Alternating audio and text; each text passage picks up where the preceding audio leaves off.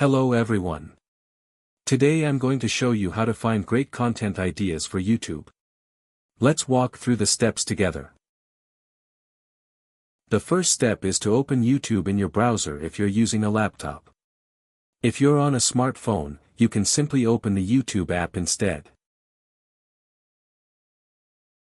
Once YouTube is open, type a keyword into the search bar. But remember, don't press enter or tap the search button.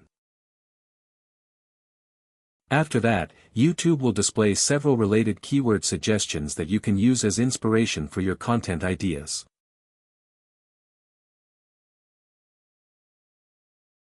These keywords are popular searches on YouTube, so creating content around them can help your videos attract more viewers and reach a wider audience.